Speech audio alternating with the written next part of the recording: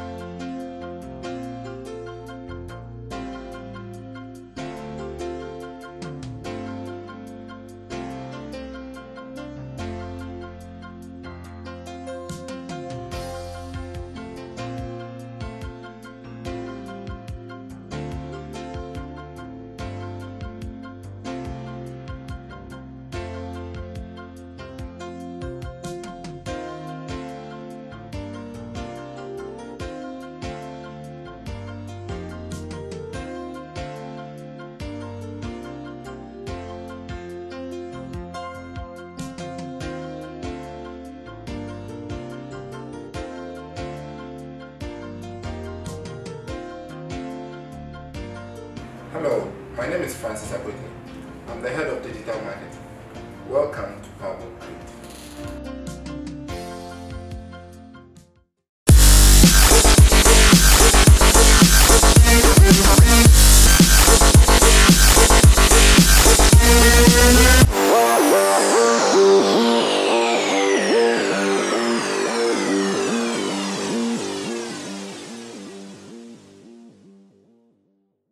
Alright, welcome back. This is still SlayersTV, where everything stays absolute class. You can also be a part of the show by getting on our social media pages.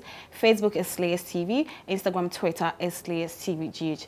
And today we are asking, do we need an African edition of the Vogue magazine? I'm being joined by Lerato Letoso, who is a news anchor and also contributor of content to Ago magazine.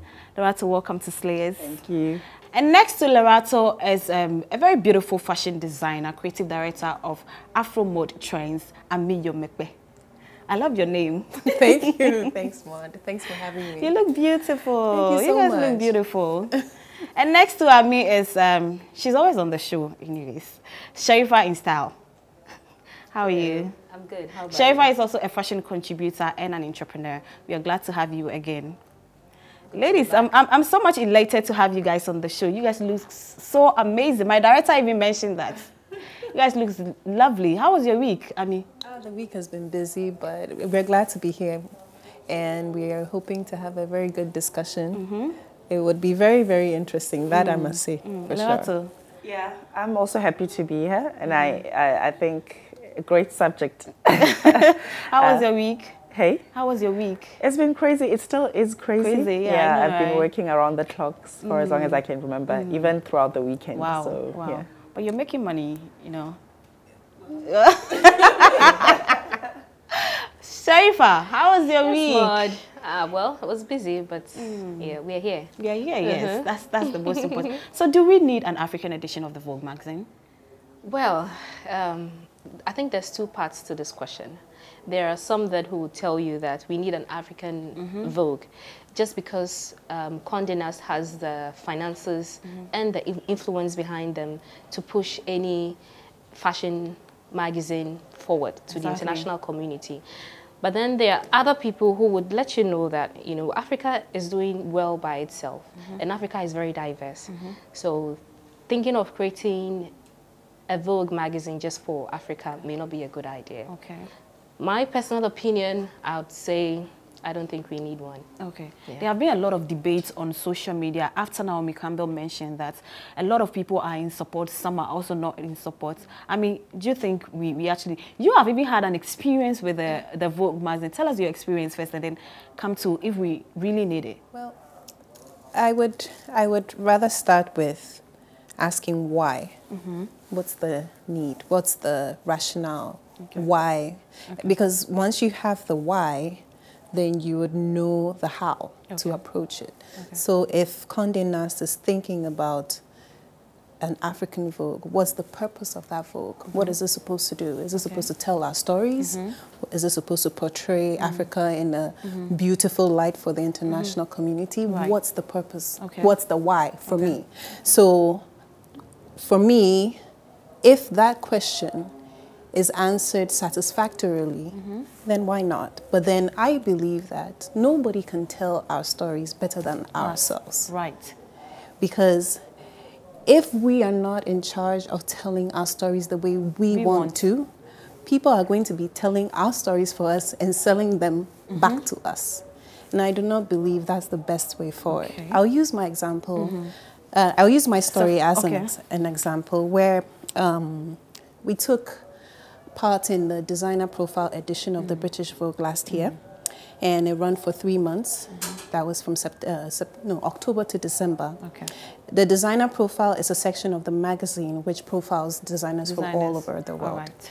And it's in a section of the magazine that doesn't really get a lot of viewership because it's a paid-for advertisement, so you have to pay to be featured at that section.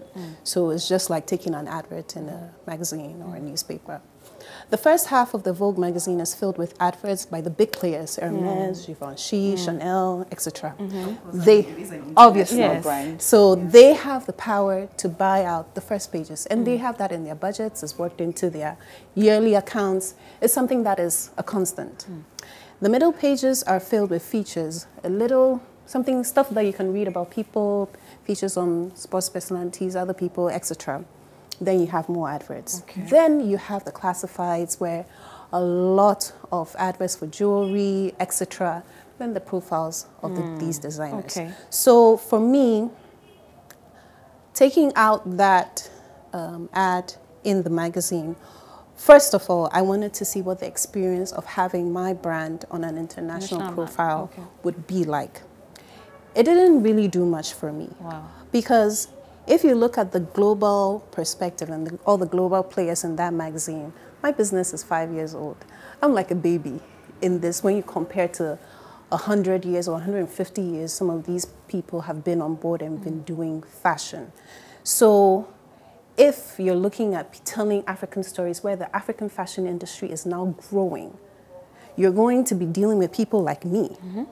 So how can you put both of us on the same platform unless Vogue coming to Africa is now coming to celebrate these designers that are rising up and taking the African fashion industry by storm. Okay. And I think that should, that's where that should be. That should be the logic. That's what I'm asking. Logic. What's the why? And I think I have an answer to that actually. You know, the why shouldn't even be something that we should debate about. It's exactly. For me, I feel like that is not even a train smash. It's obvious. It's business. If you look at Condé Nast, I mean the foundation of the entire existence of their brand is to be, you know, a cultural barometer for a global audience. Right. And if you have a look at what they've been able to achieve over the years, more than 100 years, I think 125 years to be exact, with Vogue. Vogue, British, Italian, which is now the top fashion, you know, issue. Yes. And then today we're talking about 23. More or less outlets in the whole world. And so if I have that perception for my brand and my mission is to be a cultural barometer on a global audience, is Africa not part of that globe? Is Africa not part of that audience? And are Africans not patronizing my brand anyway? So what difference is it suddenly now that I want to have an issue for Africa? And I feel like for all the loyal consumers of Vogue who are African, this is more like a very cautious move for Vogue, because we have been putting our money buying Vogue and we have not been able to identify most of the time with the material that you're doing on an international scale. But if you're going to be like other brands like CNN Africa or whatever, and you're bringing it home to us, then if you, like she mentioned, I'm sure it's going to give more prevalence to African issues. But still, those are all sentimental issues, which I feel for, I mean, for a brand as huge as that, they would have definitely done their homework and they know what they're about. But I'm telling you that top reason why it makes business sense if my mission is to be a cultural barometer on a global audience. I feel Africa is part of that audience. Africa is part of that culture. Right, but do you not believe that being a cultural barometer on an international scale, we already have that? We have magazines that have started out in Africa but haven't, let me say, attained that international standard or status that Vogue has. So wouldn't it not make better sense to push ourselves to put in more effort to get ourselves into that? I think we're doing great. Yeah, if you ask me, I think we're doing great. I think we have it. We have it. Yeah. And if you look at international people, most of the time they look to us for inspiration. Yeah, exactly. They keep you will find all our the time. You'll find our origins in the things that they do. Yeah. That means creativity-wise, and we don't lack anything. We don't need their help in that regard. If you get what I mean. They rather need us because they draw inspiration from our stories. All the time. I mean, it's not just about Condé Nast. If you look at it, even international media, they've run out of content. And so even when you watch the news, BBC, CNN, they all make stories from us. And so for me, I don't think for us it should be an intimidation. It's not like we're coming to take over Africa. That means creativity-wise, and we don't lack anything. You know, there's a consultation in the whole process, and it would really be amazing if the editor responsible for this, it would only make sense if they would be African. And then as opposed to having African designers or, you know, fashion on the classified, then we would make that a priority because it is our issue, you know, I mean, already we've got McDonald's, we've got all manner of other brands already that we patronize, like in Africa. So I don't think having a magazine do that, and it's a business sense for them, should stop us. That's my take. Okay. I would want to agree with Lerato, yes, to a certain point. To a certain point. All right. Because when it comes to fashion in Africa, I don't think we have issues with talent or creativity. I think African designers are creative and talented enough. But then we have certain peculiar challenges that we need people with the right experience to help us address here. For instance, most of the times I'll tell you that Ghanaian designers are very creative. But then when it comes to the finishing, you always have there's issues with it. And sometimes it beats my imagination because I can't understand why you would put a nice dress together and then you'd not just put in that extra effort to make it come out perfectly. Not all of them. Not all of them. I mean, it's doing a good work. Oh, no. But if you look at the number of tailors, dressmakers that we have in the country, and then if you just go with maybe just Ami and a few other brands who are doing the right thing, that still tells you that there's a big there's a big challenge. For instance, the dress that I'm wearing, it's from a Ghanaian designer. You know, and the brand is doing so well that they even have an international brand in London. You know, so for me, I have, like I said, honey, we've got it. Okay. You know, I mean, look at this. We've got it. I don't think, Ghanaian designer, by the way. By all means, think we lack the capacity to produce. We have those issues, like you've mentioned, but I know that, I mean, I've had a few items from you as well. And so far, so good. I've not had any issues with the product. I don't think it's more of the issue of not having the talent, but knowing that the talent is being put to the right person to display for the whole world to see. Okay, like as the you're model? saying, no, as you're saying, if Condé Nast comes to Africa and is looking like at establishing Vogue Africa and telling our stories and showing off Africa to the world, and we having a piece of that, how do we make sure we do get a piece of that? Because honestly, if it's making business sense to them to have an editor from the UK, they will have an editor from the UK. There is nothing that will prevent them from having an editor from the UK. If they need to publish and print this in Turkey or print it wherever except Africa, and it makes sense business-wise for them to do that, they will do that. If it doesn't make any sense to have an African model on the cover, they would find somebody from somewhere else and put her on the cover of African Vogue. So my hesitation with them coming is, do we trust that these people coming here to tell our stories, to portray us and show us on the international platform, would they do it with our best interests at heart? No. It's supposed to make business sense to them. That's why I'm saying that we have people here who are using our resources. They are our people. They are doing things with our stories because they come from here. They understand. They are not Vogue. That's what I'm saying. They are not Vogue. They don't have that platform. Do you remember Canoe magazine? Yes, I remember. That was the Ghanaian fashion and lifestyle Bible back in 2000s. Everybody wanted to have Canoe. Why?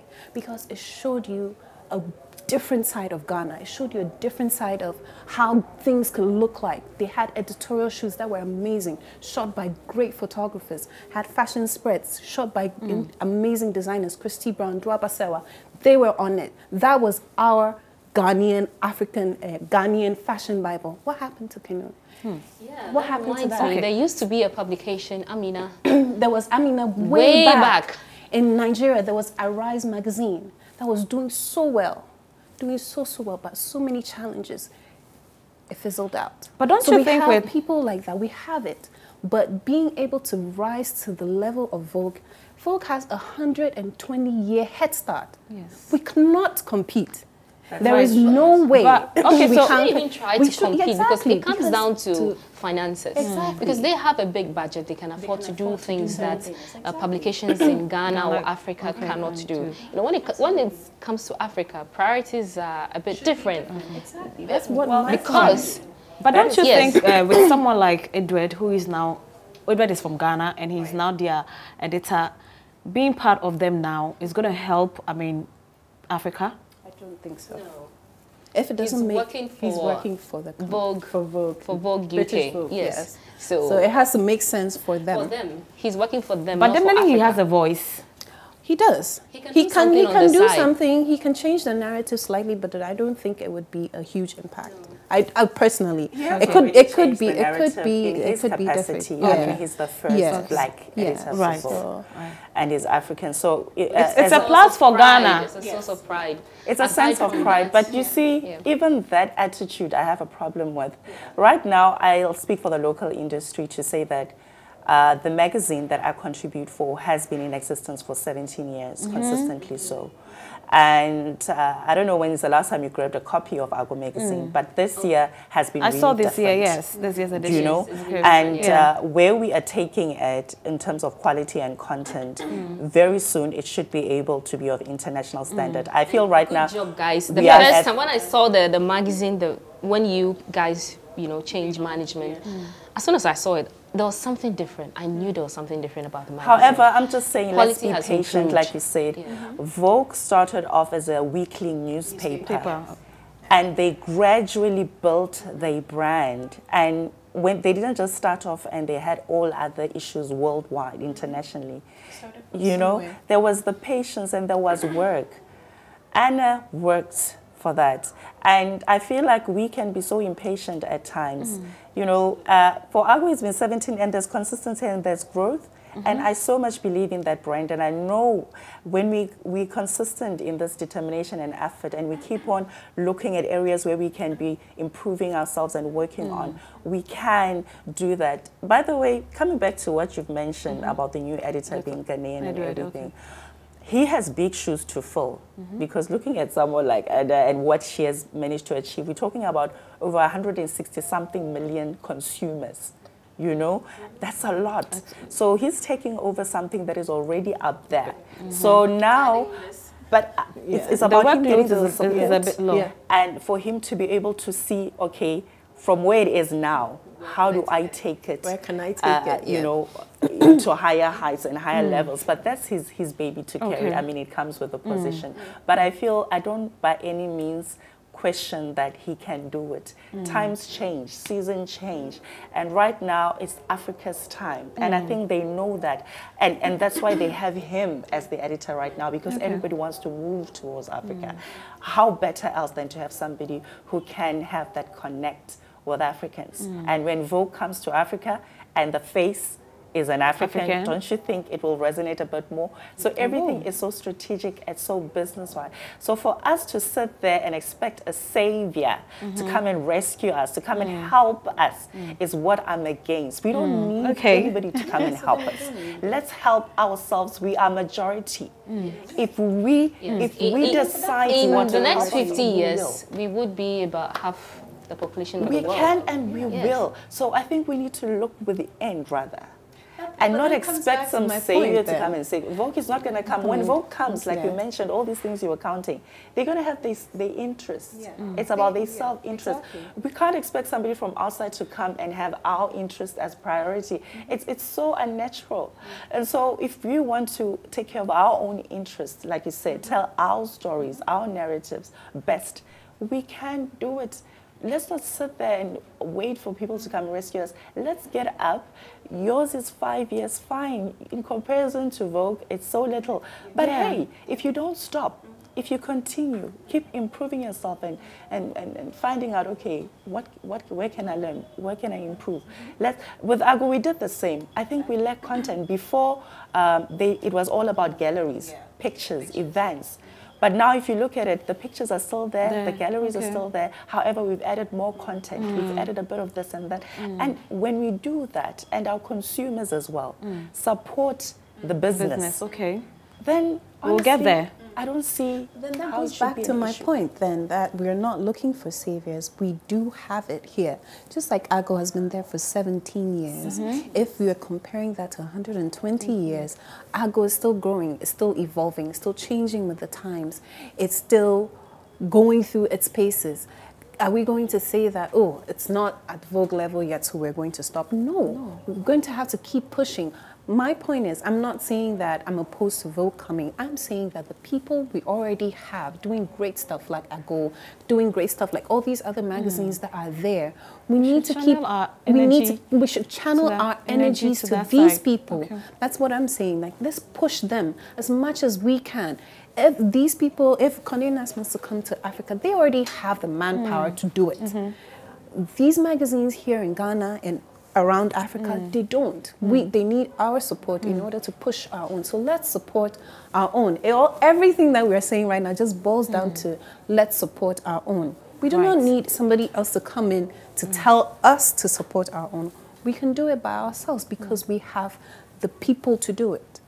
All right, so let's support our own and channel our energy to what we have here. Consistency is very key. A very big thanks to Fen Art Ghana for our lovely set of furniture. You can see we have beautiful sets here today, and crew are leaving for the decor. Thank you so much for watching the show as well. To Go On Energy Drink, thank you so much for sponsoring the show. To Hair Highness for my lovely hair. She's on Instagram, hair_highness, confidential makeup artistry for my makeup. We're on Facebook, SlayersTV, Instagram, Twitter, SlayersTV GH. My name again is Modeling Ade. Good night.